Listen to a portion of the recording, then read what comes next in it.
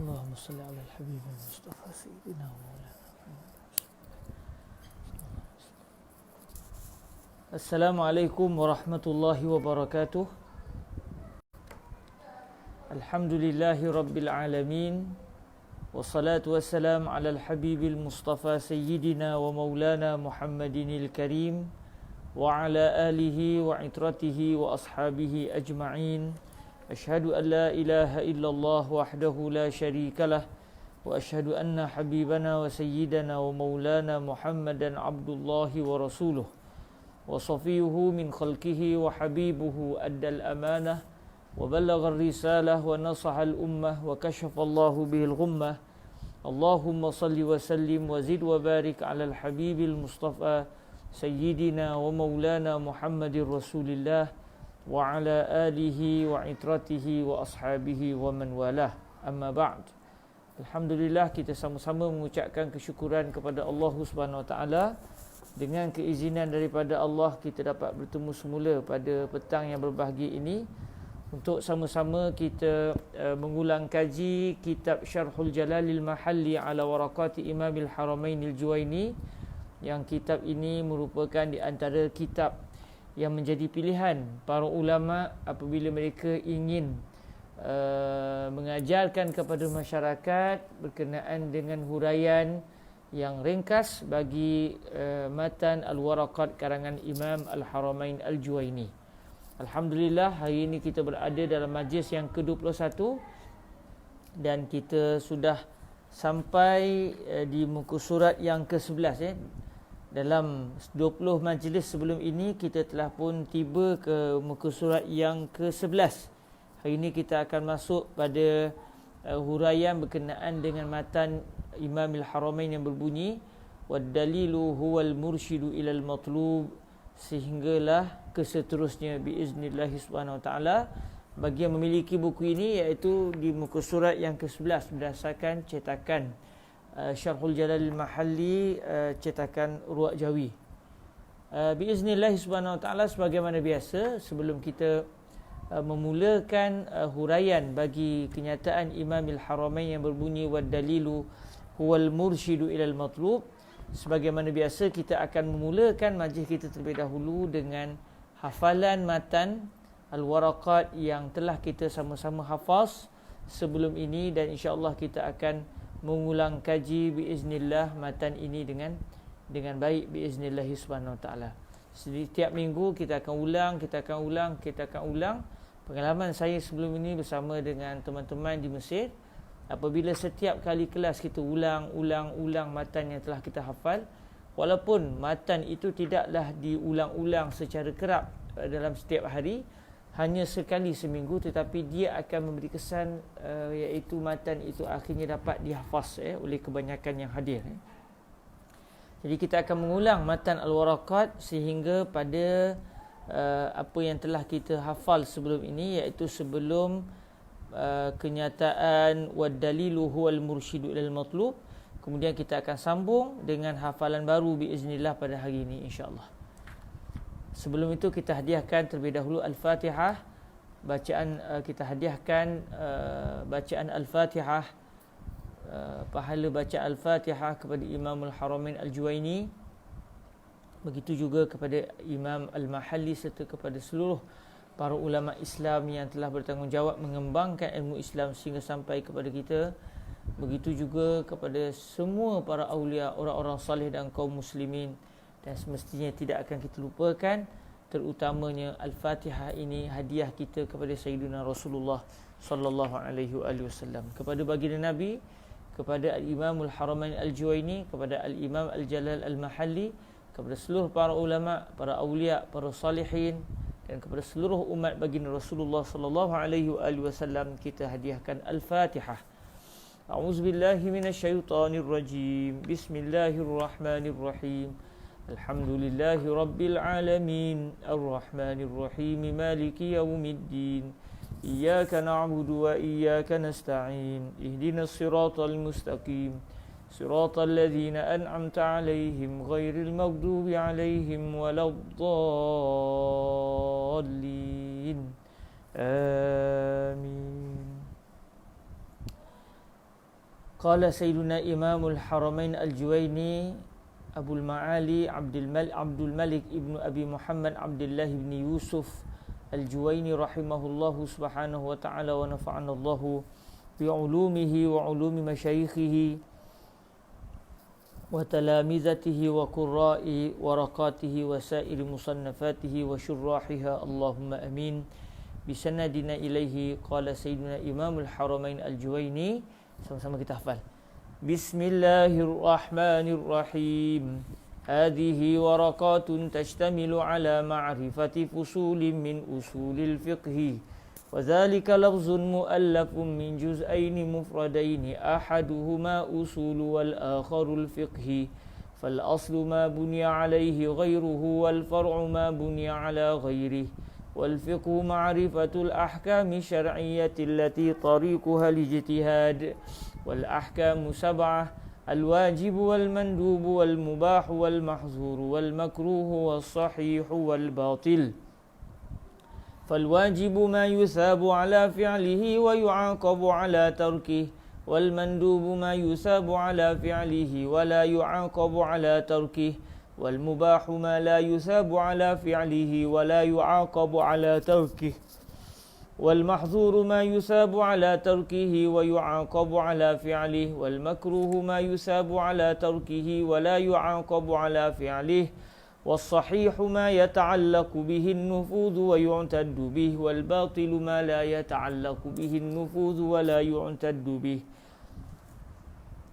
والفقه أخص من العلم والعلم معرفة المعلوم على ما هو به والجهل تصور الشيء على خلاف ما هو به والعلم الضروري ما لم يقع عن نظر واستدلال كالعلم الواقع بإحدى الحواس الخمس التي هي حاسة السمع والبصر والشم والذوق واللمس وبالتواتر والعلم المكتسب ما يقع عن نظر واستدلال والنظر هو الفكر في حال المنظور فيه والاستدلال طلب الدليل.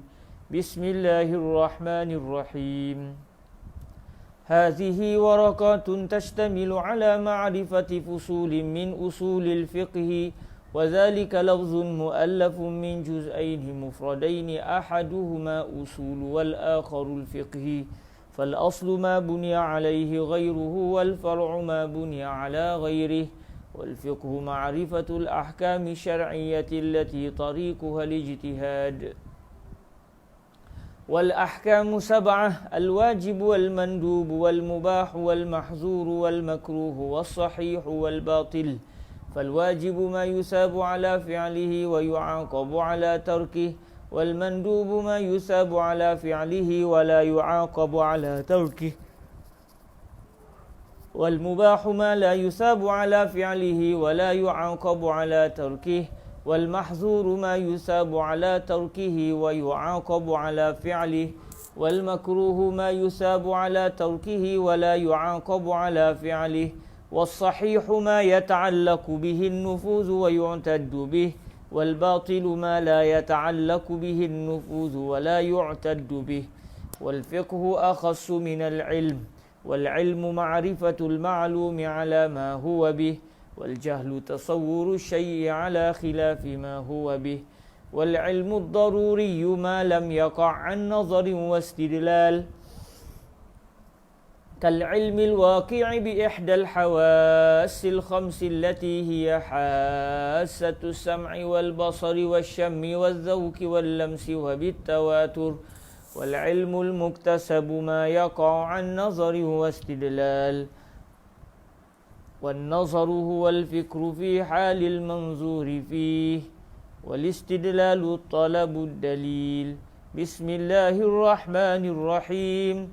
هذه ورقات تشتمل على معرفة فصول من أصول الفقه وذلك لفظ مؤلف من جزئين مفردين أحدهما أصول والآخر الفقه فالأصل ما بني عليه غيره والفرع ما بني على غيره والفقه معرفة المعلوم والفقه معرفة الأحكام الشرعية التي طريقها الاجتهاد والأحكام 7 الواجب والمندوب والمباح والمحظور والمكروه والصحيح والباطل فالواجب ما يثاب على فعله ويعاقب على تركه والمندوب ما يثاب على فعله ولا يعاقب على تركه والمباح ما لا يثاب على فعله ولا يعاقب على تركه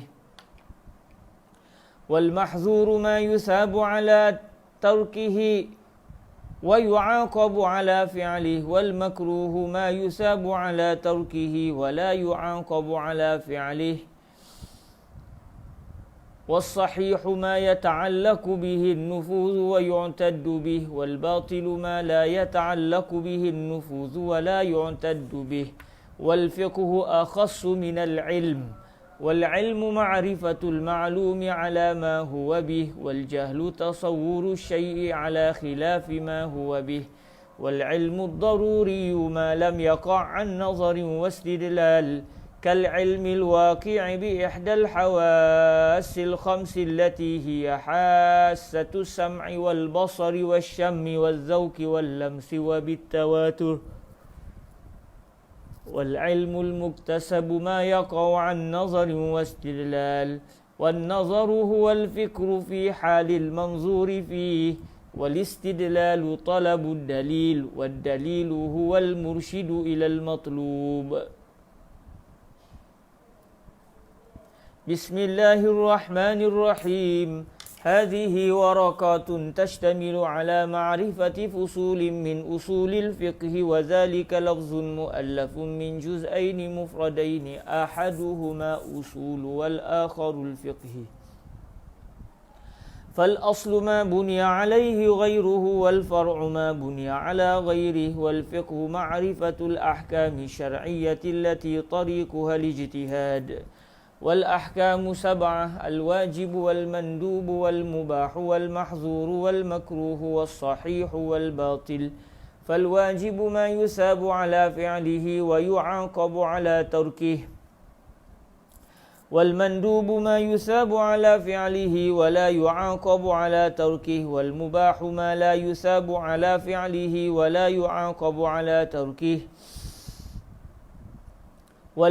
والمحظور ما يثاب على تركه ويعاقب على فعله والمكروه ما يثاب على تركه ولا يعاقب على فعله والصحيح ما يتعلق به النفوذ ويعتد به والباطل ما لا يتعلق به النفوذ ولا يعتد به والفقه أخص من العلم والعلم معرفة المعلوم على ما هو به والجهل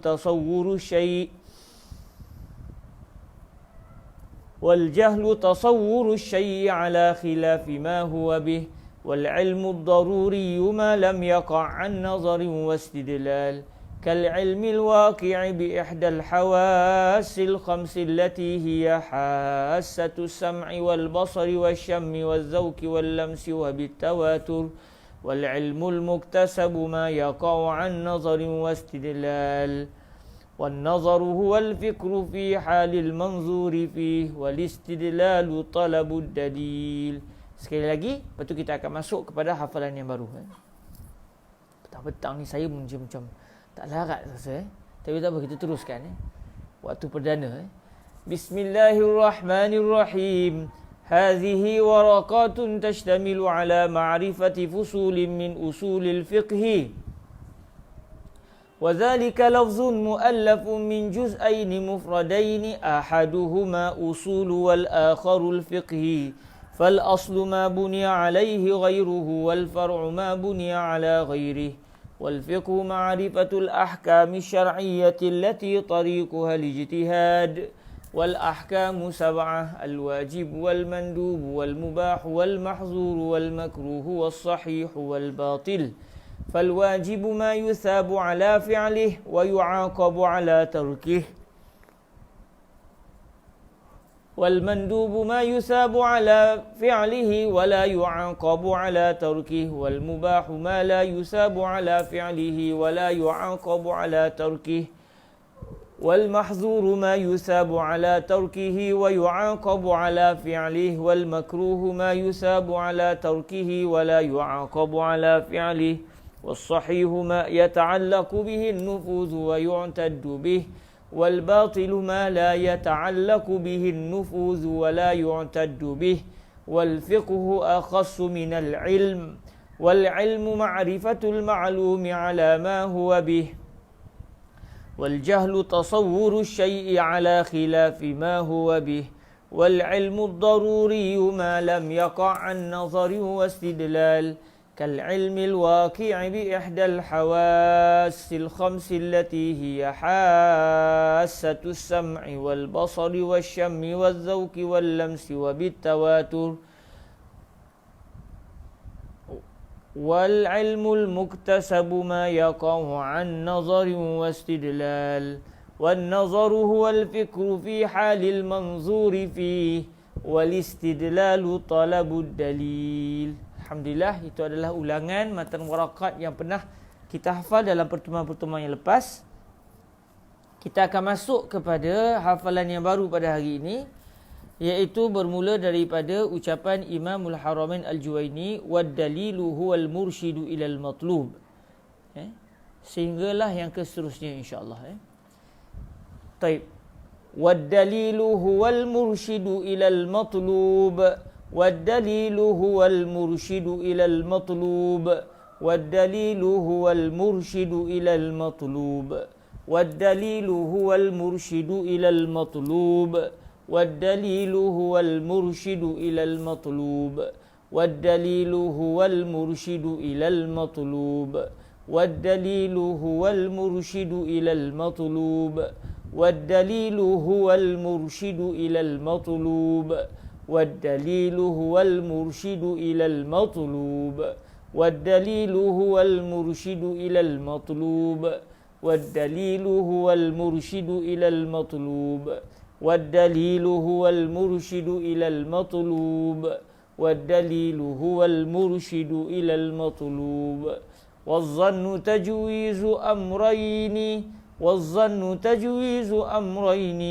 والظن تجويز أمرين والظن تجويز أمرين والظن تجويز أمرين والظن تجويز أمرين والظن تجويز أمرين والظن تجويز أمرين والدليل هو المرشد إلى المطلوب والظن تجويز أمرين والدليل هو المرشد إلى المطلوب والظن تجويز أمرين والدليل هو المرشد إلى المطلوب والظن تجويز أمرين والدليل هو المرشد إلى المطلوب والظن تجويز أمرين أحدهما أظهر من الآخر أحدهما أظهر من الآخر أحدهما أظهر من الآخر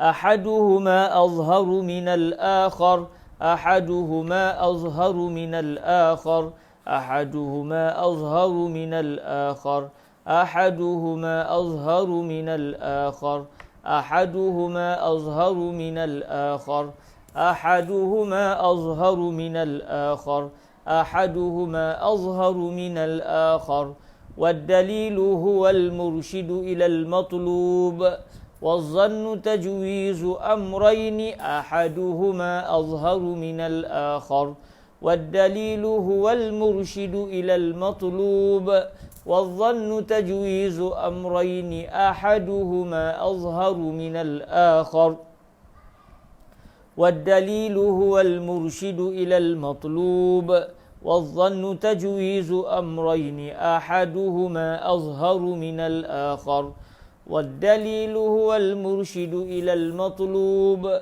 والظن تجويز أمرين أحدهما أظهر من الآخر والدليل هو المرشد إلى المطلوب والظن تجويز أمرين أحدهما أظهر من الآخر والدليل هو المرشد إلى المطلوب والظن تجويز أمرين أحدهما أظهر من الآخر والدليل هو المرشد إلى المطلوب والظن تجويز أمرين أحدهما أظهر من الآخر والشك تجويز أمرين والشك تجويز أمرين والشك تجويز أمرين والشك تجويز أمرين والشك تجويز أمرين والشك تجويز أمرين أحدهما أظهر لا مزية لأحدهما على الآخر والشك تجويز أمرين لا مزية لأحدهما على الآخر لا مزية لأحدهما على الآخر لا مزية لأحدهما على الآخر لا مزية لأحدهما على الآخر والدليل هو المرشد إلى المطلوب والظن تجويز أمرين أحدهما أظهر من الآخر والدليل هو المرشد إلى المطلوب والظن تجويز أمرين أحدهما أظهر من الآخر والشك تجويز أمرين لا مزية لأحدهما على الآخر والشك تجويز أمرين لا مزية لأحدهما على الآخر والشك تجويز أمرين لا مزية لأحدهما على الآخر والدليل هو المرشد إلى المطلوب والظن تجويز أمرين لا والظن تجويز أمرين أحدهما أظهر من الآخر والشك تجويز أمرين لا مزية لأحدهما على الآخر والدليل هو المرشد إلى المطلوب والظن تجويز أمرين لا والظن تجويز أمرين أحدهما أظهر من الآخر والشك تجويز أمرين لا مزية لأحدهما على الآخر والدليل هو المرشد إلى المطلوب والظن تجويز أمرين أحدهما أظهر من الآخر والشك تجويز أمرين لا مزية لأحدهما على الآخر والدليل هو المرشد إلى المطلوب والظن تجويز أمرين أحدهما أظهر من الآخر والشك تجويز أمرين لا مزية لأحدهما على الآخر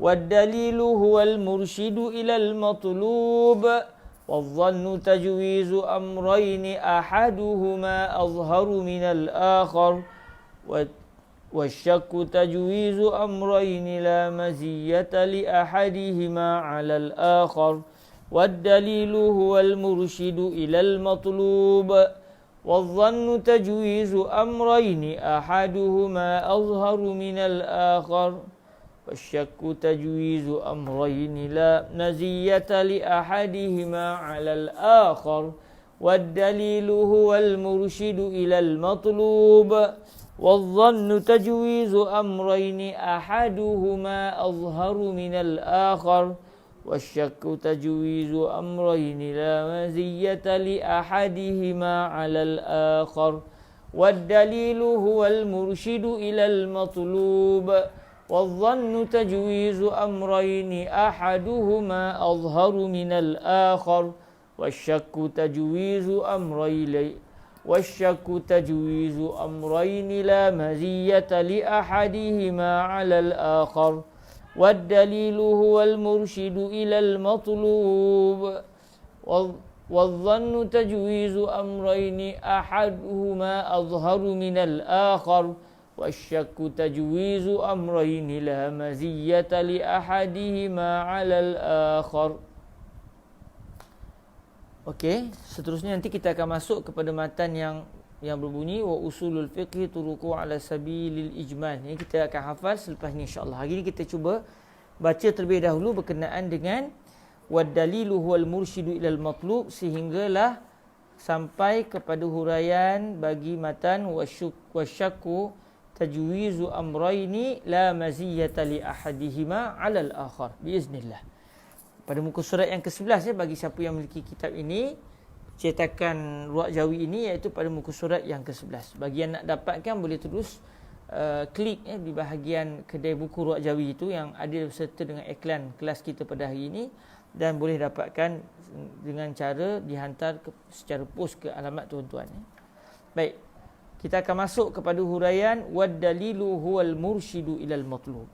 Bismillahirrahmanirrahim. Qala Sayyidina al-Imam al-Jalal al-Mahalli rahimahullahu subhanahu wa ta'ala wa nafa'anna Allahu bi'ulumihi wa ulumi masyayikhihi wa talamizatihi wa qurra'i syarhihi ala waraqati imamil haramainil juwaini wa sa'iri musannafatihi wa syurrahiha Allahumma amin. Qala rahimahullahu subhanahu wa ta'ala wa huwa yashrah matna al-imam Abil Ma'ali imamil haramainil juwaini wad-dalilu huwal mursyidu ilal matlubi li'annahu alamatun alaihi. Okey, setelah mana dalam definisi al-ilmu ad-daruriyu dan juga al-ilmu al-muktasab yang telah kita bincangkan sebelum ini, ada kalimah al-istidlal. Contoh dalam ilmu ad-daruri ma lam yaqa' an nazarin wastidlal, ada kalimah istidlal. Dan pada pada definisi al-ilmul muktasab juga ada, wa huwa wal ilmul muktasabu ma yaqa'u an nazarin wastidlal. Jadi ada kalimah al-istidlal, dan kita telah pun meneliti dalam perbahasan yang lepas, wal istidlalu talabud dalil. Wal istidlal talabud dalil. Maka dalam memahami erti al-istidlal, atau kita namakan sebagai pendalilan, ada disebut kalimah dalil. Apa dia? Kerana apa? Kerana dalam disebut kalimah al-istidlal adalah talabud dalil, tuntutan kepada dalil. Maksudnya untuk sampai kepada sesuatu keputusan yang diinginkan tersebut, sama ada berbentuk tasawuri ataupun tasdiki, maka ia memerlukan kepada antaranya dalil. Kalau ilmu itu adalah ilmu al-muktasab, kalau ilmu itu al-ilmu ad-daruri, maka dia tidak memerlukan kepada al-istidlal, dia tidak memerlukan kepada pendalilan. Maka apakah pula ad-dalil? Kerana dalam definisi al-istidlal disebut talabud dalil, tuntutan terhadap dalil. Maksudnya kita mesti kena ada dalil, barulah kita akan sampai kepada keyakinan 100% atau sangkaan yang kuat terhadap sesuatu perkara. Lalu kata Imamul Haramain Al-Juwaini, wad-dalilu huwal mursyidu ilal matlub. Ad-dalil adalah al-mursyid, penunjuk arah. Al-mursyid kita boleh kata penunjuk arah kepada al-matlub, sesuatu yang dituntut. Maksudnya kita nak kepada satu perkara, apakah yang menunjukkan kepada kita supaya sampai kepada perkara tersebut? Maka perkara yang menunjukkan kepada kita arah untuk pergi kepada benda yang kita inginkan tersebut, perkara yang menunjuk tersebut dinamakan dalil. Sebagai contoh, tuan-tuan yang dirahmati Allah Subhanahu Wa Taala, kita ambillah contoh, tuan-tuan yang dirahmati Allah nak pergi ke satu lokasi. Nak pergi ke satu lokasi, tuan-tuan tak tahu macam mana nak pergi ke situ. Cuma tuan-tuan memang kena sampai ke tempat tersebut pada jam sekian. Jadi tuan-tuan membuka handphone masing-masing dan buka Google ataupun buka map, Google Map contohnya. Lalu tuan-tuan pun tekan lokasi yang tuan-tuan ingin pergi, tuan-tuan pun klik pada Google Meet contoh, Google Meet pula, Google Map.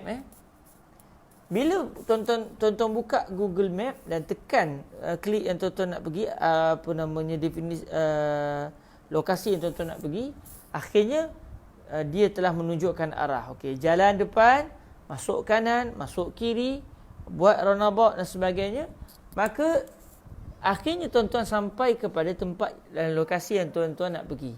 Makanya di manakah dalil? Apakah dia dalil dalam cerita tadi?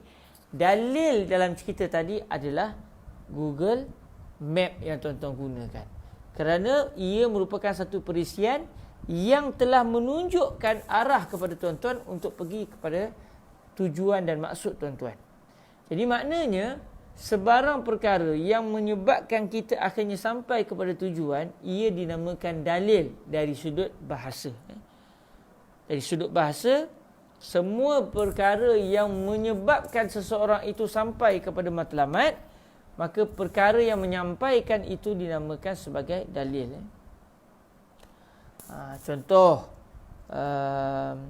bahasa isyarat katakan, tuan-tuan nak supaya orang tahu yang tuan-tuan berada di satu tempat. Akhirnya tuan-tuan buat satu kod rahsia ataupun buat satu isyarat. Akhirnya orang tengok isyarat tuan-tuan tu, orang tahu apa yang tuan-tuan inginkan. Maka yang tuan-tuan mahukan adalah orang itu sampai kepada kehendak tuan-tuan. Dengan cara apa? Siapakah ataupun apakah benda yang menyebabkan mereka sampai kepada keinginan yang tuan inginkan? Bahasa isyarat itu. Jadi bahasa isyarat itu juga boleh dipanggil sebagai dalil secara bahasa. Tuan-tuan ambil contoh lain. Tuan-tuan melihat daripada kejauhan ada asap yang berkepul-kepul yang begitu besar. Asap itu telah menyebabkan tuan-tuan memikirkan ataupun sampai kepada satu keputusan bahawa ada kebakaran. Tengok asap begitu kuat, tuan-tuan kata ini ada rumah terbakar ni. Jadi asap itu adalah dalil yang menunjukkan bahawa rumah itu telah terbakar. Jadi sebarang perkara yang menyebabkan kita sampai kepada satu tujuan, maka yang menunjuk arah, yang menyampaikan itu dinamakan sebagai dalil. Ini secara bahasa. Jadi kata Imam Al-Haramain Al-Juwayni, wad-dalil huwal mursyidu ilal matlub. Ad-dalil adalah sebarang pemberi arah. Mursyid ni memberikan pedoman, pemberi pedoman. Pemberi pedoman kepada yang diinginkan. Al-matlub ini sesuatu yang diinginkan.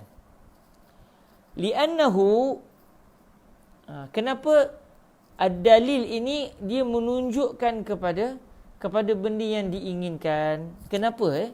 Li'annahu alamatun alaih. Kerana dalil merupakan tanda kepada benda yang ingin diketahui, benda yang dituntut tersebut. Jadi ad-dalil dia dianggap ataupun dia difahami bahawa dia adalah penunjuk arah kepada benda yang dituntut, benda yang diinginkan, kerana dalil itu sendiri adalah merupakan alamat, adalah petanda kepada benda yang ingin dituntut tersebut, benda yang ingin dimaklumkan tersebut. Contohnya kalau kita kata isyarat ni, kita ingat lampu isyarat. Lampu isyarat, orang Arab pun panggil isyarah. Lampu isyarat orang Arab panggil isyarah. Baik, bila tuan-tuan tengah bawa kenderaan, tiba-tiba daripada depan nampak lampu merah. Apa maksud dia? Maksud yang nak ditunjukkan oleh lampu merah tu apa dia? Kena berhenti. Maknanya orang yang membuat sistem jalan raya itu ingin tuan-tuan berhenti. Itu al-matlubnya. Itu benda yang diinginkan. Lalu dia telah menjadikan lampu isyarat itu sebagai tanda, sebagai alamat untuk menunjukkan bahawa keinginan yang diinginkan adalah memberhentikan kenderaan. Maka ketika itu, bila tuan-tuan tengok lampu merah, tuan-tuan pun faham dan tuan-tuan pun berhenti. Maksud dia apa? Lampu merah itu adalah isyarat kepada sila berhenti. Maka apabila dia adalah isyarat kepada satu perkara, maka ia adalah boleh dinamakan sebagai dalil dari sudut bahasa Arab. Jadi bolehlah lampu isyarat, asap, itu kita katakan sebagai dalil, sebagai petunjuk. Baik, ini adalah definisi ad-dalil dari sudut bahasa. Ini adalah definisi ad-dalil dari sudut bahasa. Baik, dari sudut bahasa Arab, ad-dalil adalah al-mursyidu ilal matlub. Tetapi apa pula maksud ad-dalil yang diinginkan daripada al-istidlal? Sebab disebut wal-istidlal talabud dalil. Al-istidlal adalah tuntutan kepada dalil. Itu maksud dia al-istidlal. Sebarang tuntutan supaya didatangkan dalil, itu namanya al-istidlal. Tuntutan supaya didatangkan, dipersembahkan dalil untuk menunjukkan kepada sesuatu perkara. Jadi apa pula maksud ad-dalil di dalam definisi al-istidlal? Adakah ad-dalil yang diinginkan dalam petikan yang berbunyi talabud dalil itu adalah yang disebut oleh Imam Al-Haramain, iaitu al-mursyidu ilal matlub? Maka ad-dalil ada dua definisi. Pertama, definisi bahasa, iaitu definisi ad-dalil yang telah didatangkan oleh Imam Al-Haramain Al-Juwaini. Ada satu lagi definisi, definisi bagi ad-dalil. Saya nak tulis supaya tuan-tuan dapat mencatatnya. Okey. Okay, saya nak tulis bahagian komen supaya tuan-tuan dapat mencatatnya.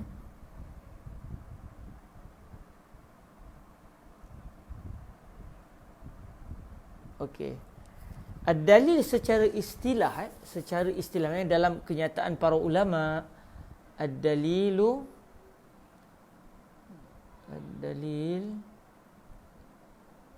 istilahan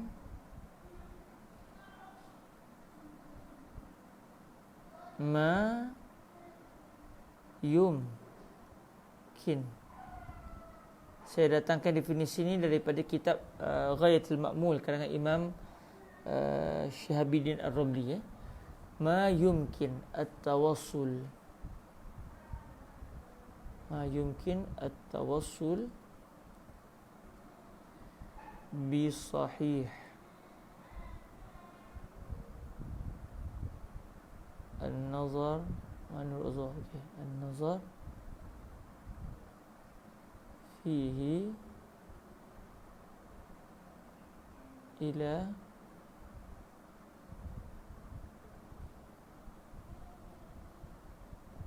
al-ilmi bi matlub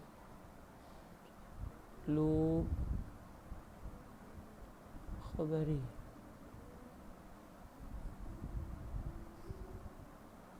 atau zannih. Ad-dalil istilahan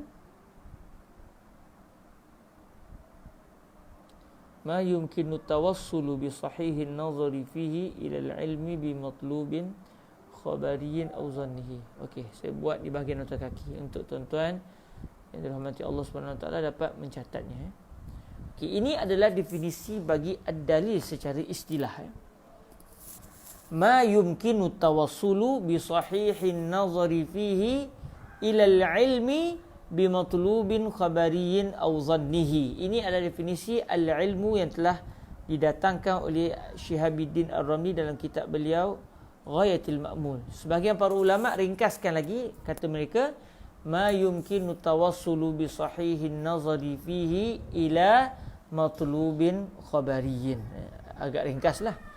Tapi saya datangkan di sini dalam bahagian komen ini, saya datangkan definisi ad-dalil di sisi Imam Syihabuddin Ar-Ramli. Okey, apa di dalil? Dalil secara istilah ilmu, maksudnya bukan secara definisi bahasa, tetapi ini adalah definisi dalil dari sudut ilmu yang diguna pakai oleh para ulama dalam tulisan-tulisan mereka. Ma yumkinu tawassulu bi sahihin nazari fihi ila al-ilmi bi matlubin khabariyin aw dhannihi. Ma ni maksud dia apa sahaja? Apa sahaja yang boleh berlaku at-tawassul. Boleh berlaku sampai dengan susah payah. At-tawassul ni dia atas dasar atau wazan tafa'ul. Tafa'ala yatafa'alu. Tawassala yatawassalu. Jadi kalimah ataupun sesuatu petikan atas dasar wazan tafa'ala ini, dia biasanya akan menunjukkan unsur ada unsur kesukaran. Berbeza kalau contoh saya sebenarnya tawassul dengan al-wusul ada beza. Walaupun kedua-duanya bermaksud sampai sesuatu yang sampai al-wusul maknanya sampai ketibaan.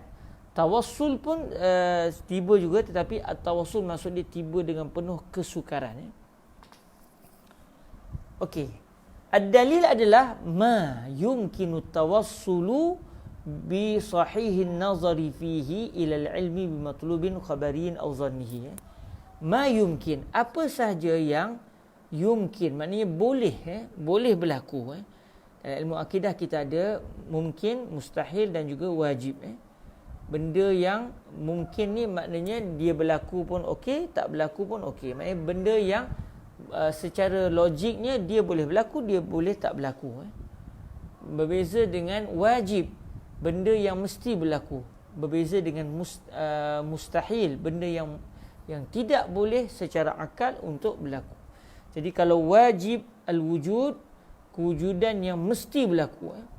Kalau mustahilul wujud, sesuatu benda yang mustahil berlaku. Tetapi kalau jaiz al-wujud, sesuatu benda yang kewujudannya itu kalau nak wujud pun tidak bercanggah dengan akal, kalau tak wujud pun tidak bercanggah dengan akal.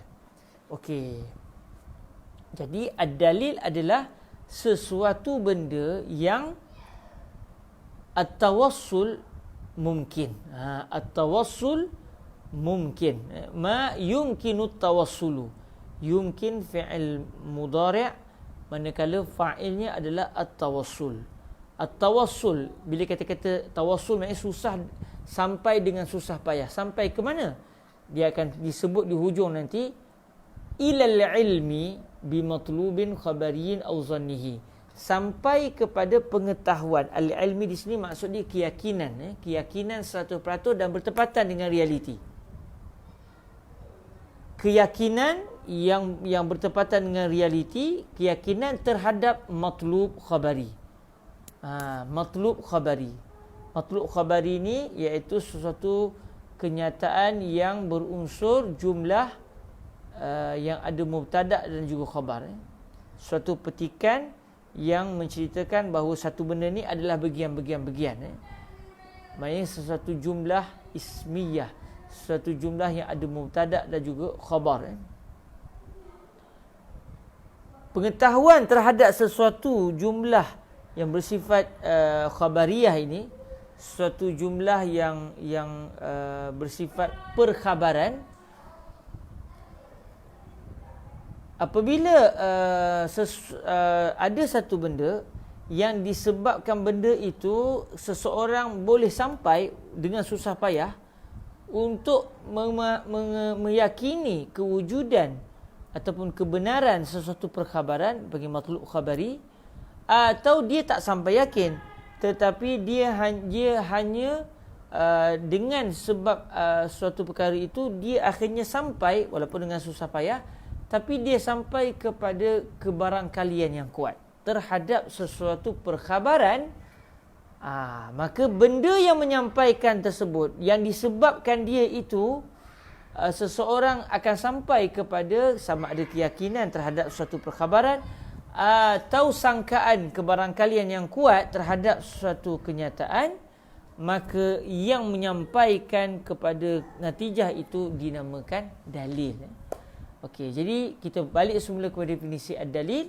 Ad-dalil secara istilah adalah ma yumkinu tawassul, sesuatu yang tiba ke mana?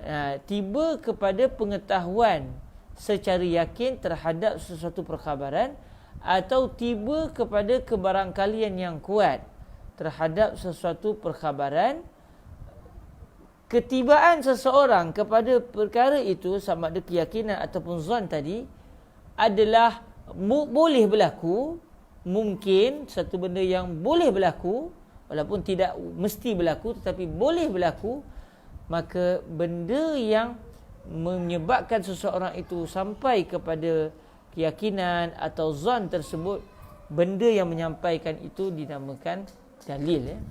Ma yumkinu tawassulu, Tapi syarat dia apa? Bi sahihin nazari fihi, ai bi sahihin nazar fi hadha syai' al-muwassil ila al-ilmi atau az-zanni bi matlubin khabari. Syarat untuk sampai kepada al-ilmu terhadap suatu kenyataan atau zan terhadap sesuatu kenyataan bersifat perkhabaran tersebut, sampainya adalah dengan syarat maknanya kita ataupun seseorang itu hanya akan sampai kepada natijah tersebut, iaitu az-zan ataupun al-ilmu terhadap kenyataan tersebut, dia hanya akan sampai sekiranya dengan syarat an-nazar as-sahih. Maknanya pemikiran an-nazar yang telah kita bincangkan sebelum ni, wan nazaru huwal fikru fi halil manzuri fih. Dan kita pun dah sebut apa makna al-fikru, iaitu harakatun nafsi fil ma'kulat bi khilafi harakatin nafsi fil mahsusat fa innaha tusamma takhayyula, sebagaimana telah kita bincangkan sebelum ini. Jadi bi sahihin nazar maksud dia bin nazar as-sahih. Bi sahihin nazari di sini maksudnya bin nazar as-sahih.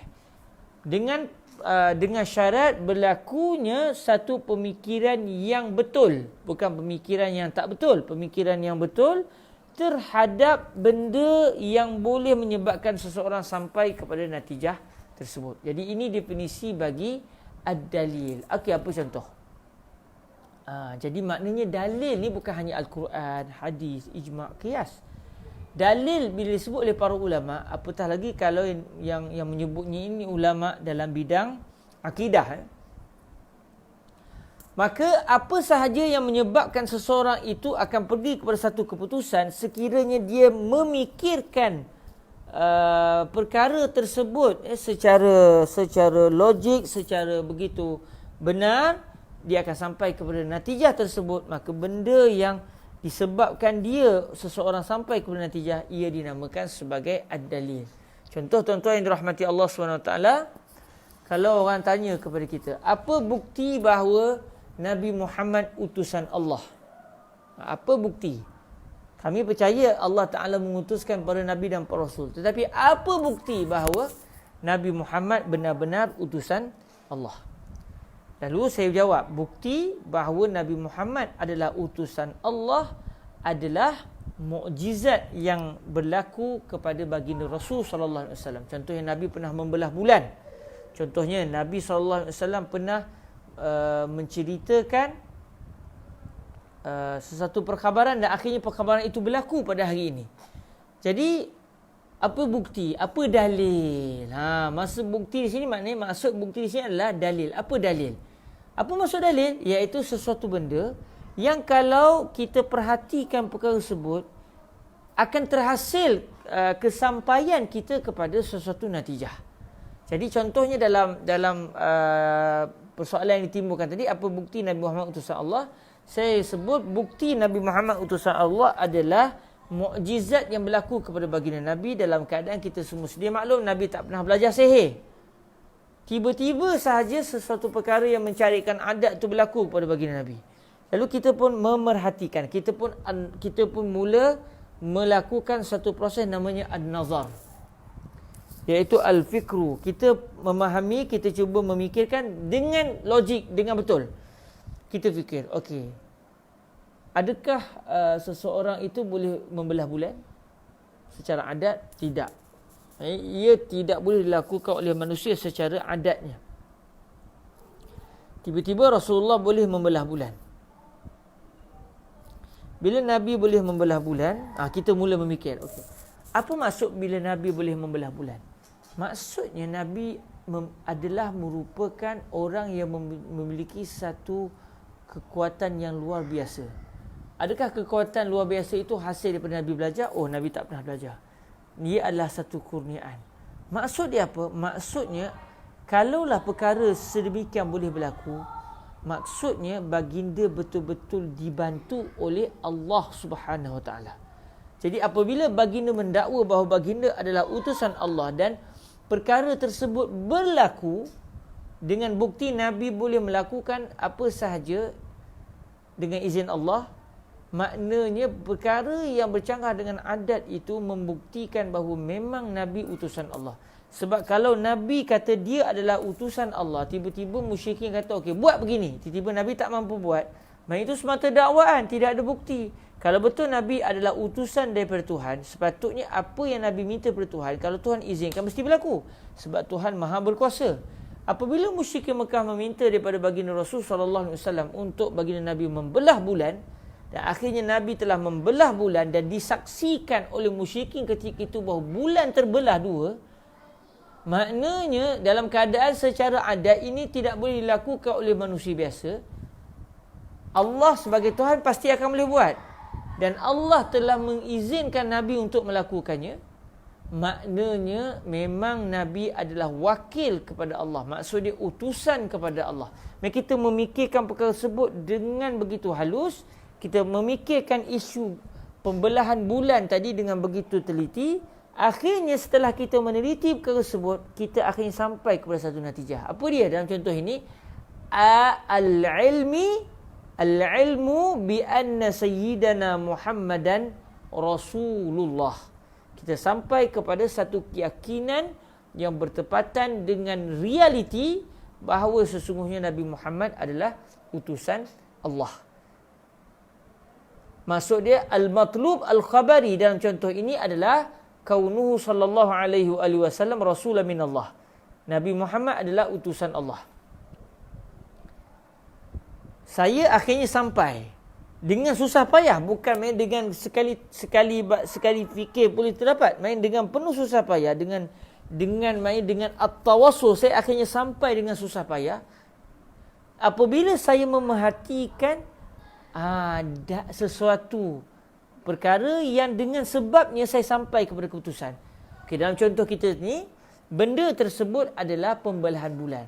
Maknanya kita boleh sebut pembelahan bulan adalah dalil yang disebabkan seseorang memerhatikan pembelahan bulan dengan begitu teliti, difikirkan perkara itu dengan begitu teliti, akhirnya dia sampai kepada keyakinan. Ini contoh kepada keyakinan. Keyakinan terhadap sesuatu matlub khabari, satu perkhabaran, yang mana dalam contoh ini perkhabaran yang kita inginkan adalah Nabi Muhammad utusan Allah.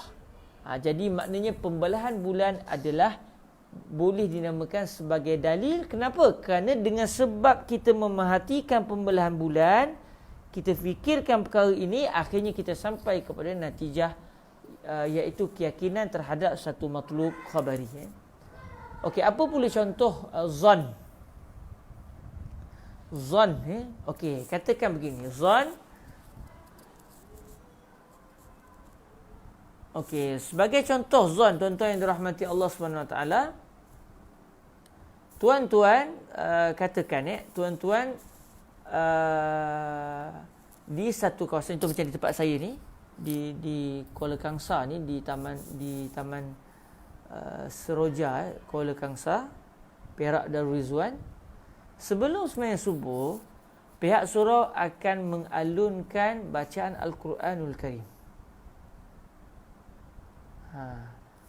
Bacaan Al-Quran Karim itu akan dimainkan, akan dipasang, rakaman itu akan dipasang sebelum masuk subuh. Bila masuk subuh, rakaman itu akan ditutup, lalu akan dilaungkan azan. Okey. Satu hari saya tidur, contoh, lalu saya terjaga di tengah malam.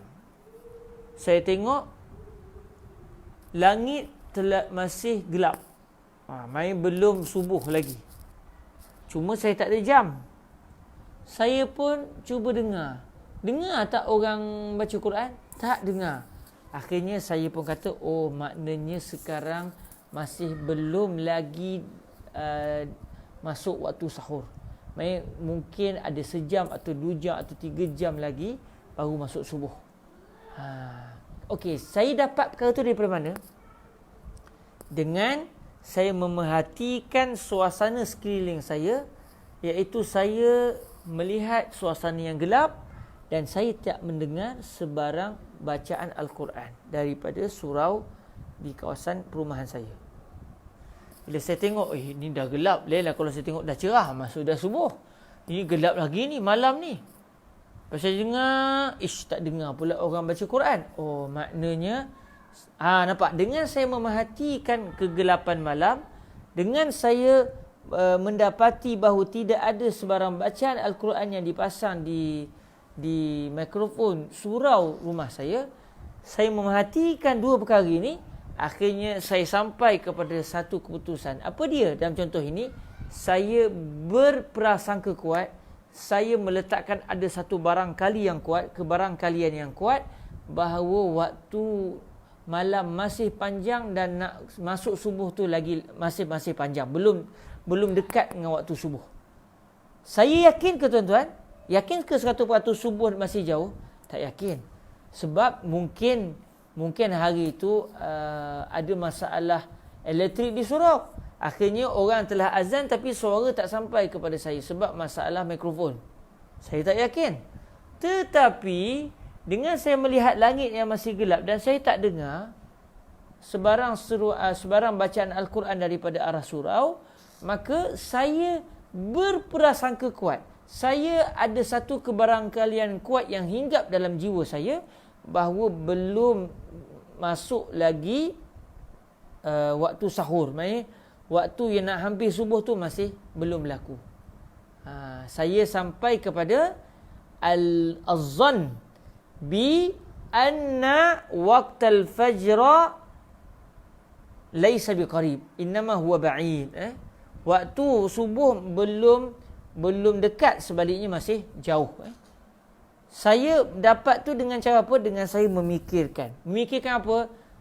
Saya memikirkan dengan suasana langit yang masih gelap dan dengan ketiadaan bacaan Al-Quran. Jadi dalam contoh ini, yang menyebabkan akhirnya saya sampai kepada natijah, kepada matlub khabari, yang dalam contoh ini apa dia? Iaitu subuh masih jauh. Yang menyebabkan saya boleh sampai kepada kebarangkalian tersebut apa dia? Ketidakdengaran sebarang suara bacaan Al-Quran dan kegelapan langit. Jadi kegelapan langit serta ketidakdengaran bacaan Al-Quran adalah dalil yang membawa saya kepada kebarangkalian yang kuat bahawa subuh masih jauh lagi untuk tiba. Tapi katakan satu pagi saya tersedar. Saya tengok langit masih gelap, waktu masih malam. Dan saya telah mendengar bacaan Al-Quran daripada arah surau. Itu maksud dia apa? Terus saya kata, lagi 10 minit gamaknya. Mungkin lagi 20 minit nak masuk subuh. Sebab apa? Apa bukti bahawa subuh sudah hampir tiba? Iaitu saya mendengar bacaan Al-Quran daripada arah surau. Saya yakin ke subuh subuh sudah dekat? Tak yakin.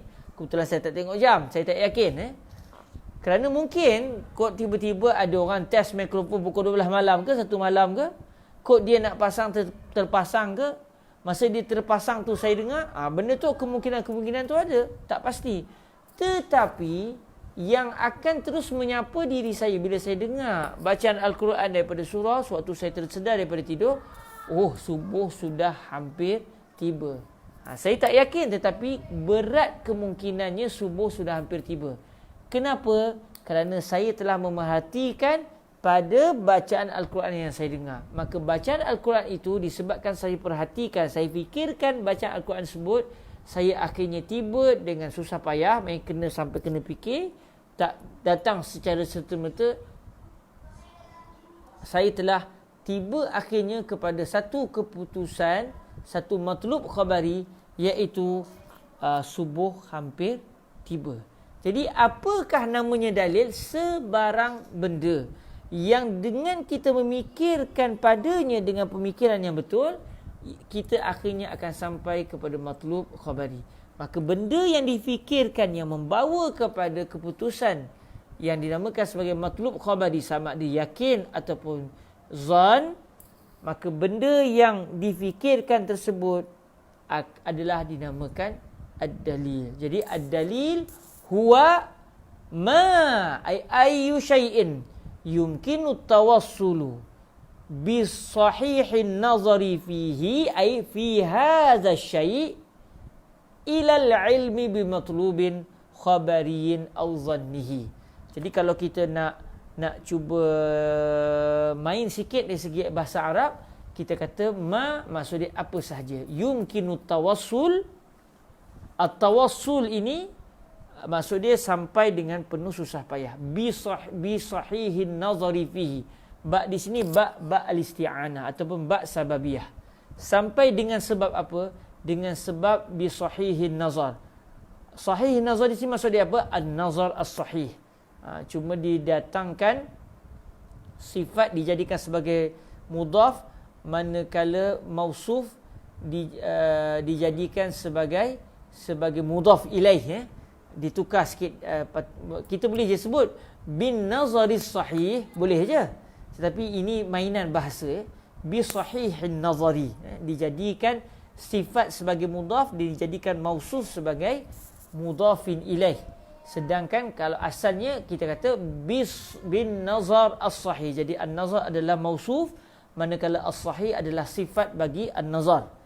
Fihi itu dhamir pada fihi itu kembali kepada ma yumkin, balik kepada kalimah ma dalam awal-awal definisi bagi ad-dalil. Kemudian ba pada bi sahihin nazar, ia berkait dengan kalimah apa? Orang kata dia bertakluk dengan kalimah apa? Dia berkait dengan kalimah apa? Bi sahihin nazar itu dia berkait bukan dengan yumkin, tapi dia berkait dengan at-tawassul.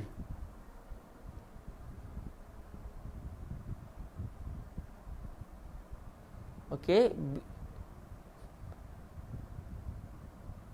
Ataupun mungkin bi sahih itu dia berkait dengan kalimah yumkin juga boleh, mungkin sampai, ataupun mungkin kita kata berkait dengan sampai at-tawassul, ataupun yumkin tu sendiri. Mungkin kita boleh kata bi sahihin nazar tu dia bertakluk dengan kalimah at-tawassul, maksudnya sampai itu disebabkan, ataupun kemungkinan sampai itu disebabkan.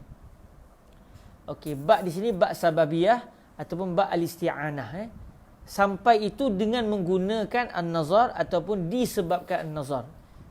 Ilal ilmi, ila ni memang dia berkait kepada at-tawassul. Dia muta'alliq dengan at-tawassul. Maknanya kepada apa? Kepada ni berkait dengan apa? Berkait dengan sampai. Sampai kepada. Jadi kalau kita kata bi sahihin nazar itu berkait dengan at-tawassul, maka at-tawassul di sini ada dua dia punya muta'allaq dia. Dia ada dua dia punya benda yang berkait dengan dirinya, iaitu yang pertama kalimah bi sahihin nazar, lepas tu ila sendiri. Jadi perkara ini penting untuk kita memahami definisi ini dengan tepat. Jadi dalil ni apa sahaja? Maksudnya di sisi ulama fiqh, di sisi ulama akidah, dalil bukan semestinya hanya Al-Quran dan juga hadis. Dalil apa sahaja yang kalau kita fikirkan perkara tersebut dengan betul, bukan dengan pemikiran yang songsang, dengan pemikiran yang betul, kita fikir dengan betul, kita fikir dengan waras, ia akan membawa kita kepada satu natijah. Maka benda yang disebabkan perkara tersebut membawa kita kepada natijah, benda itu dinamakan dalil. Maka akal adalah dalil. Memerhatikan, contoh macam tadi, saya memerhatikan waktu gelapnya malam dan melihat tidak mendengar sebarang bacaan Al-Quran, itu adalah dalil. Firman Allah SWT, wa aqimus salah, itu adalah dalil kepada kewajipan sembahyang. Sabdaan Nabi SAW yang berbunyi la salata liman lam yaqra' bi fatihatil kitab, itu adalah dalil yang menyebabkan seseorang itu mengatakan bahawa sembahyang tidak akan sah tanpa membaca Al-Quran, tanpa membaca surah Al-Fatihah. Kemudian qidamnya Allah adalah dalil bahawa Allah tidak memiliki sebarang tempat. Contoh kita fikir Allah Ta'ala ni qadim.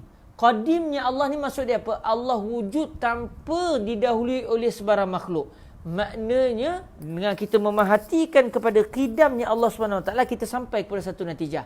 Allah tidak memerlukan zaman, Allah tidak memerlukan tempat, Allah tidak seperti makhluk. Kerana Allah wujud sebelum wujudnya zaman, sebelum wujudnya makhluk. Kerana apa? Kerana dengan konsep kidam yang ada pada Allah. Kidam maknanya kewujudan Allah yang tidak didahului dengan sebarang ketiadaan. Sedangkan makhluk pula, dia dulu tak ada lalu diwujudkan oleh Allah. Akhirnya kita faham konsep Al-Qidam. Al-Qidam adalah dalil bahawa Allah tidak bermasa, Allah tidak bertempat, Allah tidak seperti makhluk. Jadi ini adalah satu konsep. Kalau orang kata, kamu telah menggunakan akal, ini bukan satu dalil. Kita kata, tidak, kamu telah tersilap. Kerana dalil adalah ma yumkinu tawassul bi sahihin nazari fihi ilal ilmi bi matlubin khabariyin aw zannihi. Itulah dia ad-dalil. Ad-dalil bukan semata-mata Al-Quran dan juga hadis. Sebaliknya akal juga, dengan kita memerhatikan satu konsep boleh bawa kepada satu natijah. Kalau pemerhatian kita itu benar, kita pun sampai kepada satu keputusan, maka apa yang kita fikirkan tersebut adalah dinamakan sebagai dalil. Sebagai dalil. Jadi dalil adalah, kalau disebut dalam matan, al-mursyidu ilal matlub, sebarang perkara yang menunjuk arah kepada yang dikehendaki. Manakala dari segi definisi, istilah para ulama adalah ma yumkinu tawassul bi sahihin nazari fihi ilal ilmi bi matlubin khabariyin aw zannihi. Okey, alhamdulillah. Okey, ada satu permintaan, apa maksud bi matlubin khabari? Matlub khabari ni maksud dia satu keputusan. Dia bawa kepada satu keputusan, yang mana keputusan itu adalah bersifat fakta. Bila sebut fakta ni, dia ada mubtada', dia ada khabar. Contoh, Allah tidak memerlukan kepada tempat. Itu adalah contoh matlub khabari, satu kenyataan, satu keputusan yang, adakah keputusan ataupun kenyataan ini benar ataupun tidak. Maka nak tahu dia benar ataupun tidak, kita kena melihat kepada dalil. Kalau kita pergi kepada dalil, lalu akhirnya dalil membawa kita bahawa kenyataan ini benar, maka kenyataan yang dianggap benar itu dinamakan matlub khabari. Ataupun contoh, Allah berada di mana-mana, maksudnya Allah ada lokasi.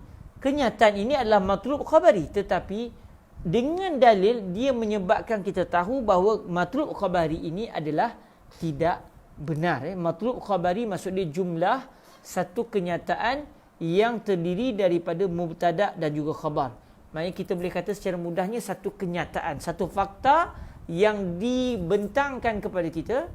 Cuma apakah kenyataan itu benar ataupun tidak, maka ia memerlukan kepada pendalilan. Contoh, tuan-tuan nak buktikan, tuan-tuan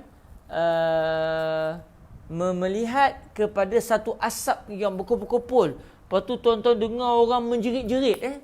Contoh, tuan dengar orang menjerit-jerit, lepas tu nampak asap berkumpul-kumpul. Akhirnya apa yang asap dan suara yang gamat itu, bila anda fikirkan suara yang begitu kuat, orang menjerit-jerit, lepas tu tengok asap yang begitu berkumpul-kumpul, apakah yang akan tuan-tuan pergi, akan sampai kepadanya? Rumah terbakar. Jadi rumah terbakar itu adalah matlub khabari, satu keputusan yang akhirnya kita akan sampai kepadanya setelah kita memikirkan pada sesuatu dalil. Jadi matlub khabari adalah sesuatu kenyataan. Kita boleh buat mudahnya begitulah. Matlub khabari adalah satu kenyataan. Satu kenyataan. Okey, alhamdulillah. Jadi kata para ulama, dalil ni tujuannya untuk sampai kepada matlub khabari. Maka kalaulah dia tak pergi kepada matlub khabari, tapi dia pergi kepada kepada definisi sesuatu perkara, itu tak dipanggil sebagai dalil. Itu dipanggil sebagai al-had ataupun ta'rif. Maka ta'rif, dengan kita memerhatikan ta'rif, kita akan pergi kepada definisi. Kita faham isi kandung sesuatu perkara, kita akan sampai kepada definisi sesuatu benda. Orang tanya kita, apakah dia al-insan? Kita pun fikir al-insan ni apa dia? Kita pun fikir. Kita fikir Insan dia bukan objek, dia objek tapi dia bukan objek tak bernyawa, dia benda bernyawa, maksudnya dia hayawan sebab dia ada kehidupan. Kita akhirnya kita sampai kepada satu keputusan bahawa al-insan huwal hayawan natiq. Al-insan huwa al-hayawan an-natiq. Manusia adalah satu benda hidup yang mampu untuk berfikir. Itu al-insan huwal hayawan an-natiq. Itu adalah definisi. Maka yang menyebabkan kita sampai kepada al-insan wal hayawan an-natiq itu dinamakan sebagai al-had ataupun at-ta'rif. Tetapi kalau al-matlub al-khabari ini adalah merupakan satu kenyataan untuk kita fikirkan adakah ia benar, kenyataan ini benar ataupun tidak benar. Maka yang membawa kita bahawa kenyataan ini benar ataupun tidak adalah dalil, adalah dalil. Okey. Alhamdulillah saya kira nampak gayanya dengan pukul 4.11 ni. Ingatkan sempat kita masuk kepada az-zann dan juga asyak. Namun tidak sempat. Maknanya kita sempat pada hari ini dengan meneliti wad dalilu huwal mursyidu ilal matlub, dengan kita meneliti juga tentang apakah definisi ad-dalil. Ini definisi ini sangat penting sebab kadang-kadang orang tersalah faham. Orang ingat untuk memahami sesuatu perkara itu mesti dengan dalil. Apa maksud dalil? Dia faham dalil mesti qala Allah qala Rasulullah. Sehingga akhirnya bila seseorang fuqaha mengeluarkan satu pendapat, dia kata mad dalil. Apakah dalil? Kita pun kata fuqaha ini telah menggunakan konsep qiyas. Dia macam tak boleh terima sebab bagi dia dalil adalah Quran dan juga hadis. Dia terlupa bahawa qiyas juga adalah dalil. Ijma' juga adalah dalil, istishab juga adalah dalil. Kerana sebarang perkara yang diiktibar, kalau kita memahaminya dengan baik, kita fikirkannya dengan baik, akan menyebabkan terhasil sesuatu natijah yang kita panggil sebagai al-matlub al-khabari. Maka benda yang menyebabkan kita sampai kepada natijah tersebut, benda yang menyampaikan itu namanya ad-dalil. Dia dinamakan sebagai ad-dalil. Dan ilmu usul fiqh adalah satu ilmu yang antara peranannya adalah untuk mengenal pasti apakah dia ad-dalil yang dianggap muktabar di dalam istinbat hukum hakam syariat. InsyaAllah tuan-tuan yang dirahmati Allah, dalam pertemuan yang akan datang kita akan masuk kepada definisi az-zann dan juga asyak. Dan kita akan tengok juga, kita akan sentuh juga satu lagi namanya al-wahm. Yang mana az-zann, asyak, al-wahm adalah merupakan lawan kepada al-ilmu dan juga al-jahlu. Jadi tahulah kita dalam kita memahami sesuatu perkara, kita percaya kepada satu perkara, kepercayaan kita kepada satu perkara, dia akan pergi kepada salah satu di antara 5 perkara ini. Kepercayaan yang jitu, yang tidak berbelah bahagi, lalu akhirnya kena dengan realiti, itu namanya al-ilmu. Kepercayaan yang jitu terhadap satu perkara rupa-rupanya bercanggah dengan realiti, itu namanya al-jahlu. Kepercayaan terhadap satu perkara tetapi tidak jitu, tidak bulat, tidak putus. Sebaliknya ada kemungkinan, ada kebarangkalian mungkin benda ni berlaku, mungkin sebenarnya tak berlaku, tetapi berat hati mengatakan benda itu sebagai contoh berlaku. Maka keberatan hati kita terhadap salah satu kemungkinan itu namanya az-zann. Kemudian kita percaya kepada satu perkara tetapi masih dalam unsur kebarangkalian, dan kebarangkalian yang tidak kuat, kepercayaan kita terhadap satu kebarangkalian yang kita rasa kebarangkalian yang tidak kuat, itu namanya al-wahmu. Dan apabila kita mendengar sesuatu fakta dan kita tak pasti ianya benar ataupun tidak, dan tidak ada satu pun kebarangkalian bagi kita yang mendengar perkara tersebut, maknanya kita kata, saya peribadi saya tak tahu benda ni betul berlaku ke tak betul berlaku, dan saya pun tak ada langsung kebarangkalian yang kuat terhadap perkara ni. Saya memang di tengah-tengah, saya tak mampu nak buat keputusan ianya betul berlaku ke atau tidak berlaku. Dinamakan asyak. Jadi di sinilah mengapa Imamul Haramain mendatangkan definisi az-zann, asyak, kerana az-zann dan juga asyak adalah merupakan lawanan kepada al-ilmu dan juga al-jahlu yang telah kita bincangkan sebelum ini. Dan kita pun tahu kenapa dibincangkan tentang al-ilmu, kerana Imamul Haramain ingin membuat sedikit perbandingan di antara al-ilmu dan juga dengan al-fiqhu. Asal kepada kenapa boleh timbul isu al-ilmu, iaitu apa kaitan di antara al-ilmu dan juga al-fiqhu.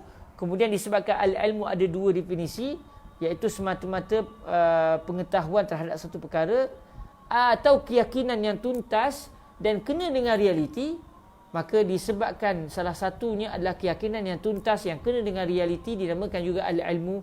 Maka lawan bagi al-ilmu adalah al-jahlu, al-syakku, al-zannu, al-wahmu dan juga empat tu merupakan lawan kepada al-ilmu, iaitu al-syakku, al-zannu, al-wahmu, al-syakku dan satu lagi al-jahlu, lawan kepada al-ilmu. Jadi semuanya ada lima: al-ilmu, al-jahlu, al-syakku, al-zannu dan juga al-wahmu.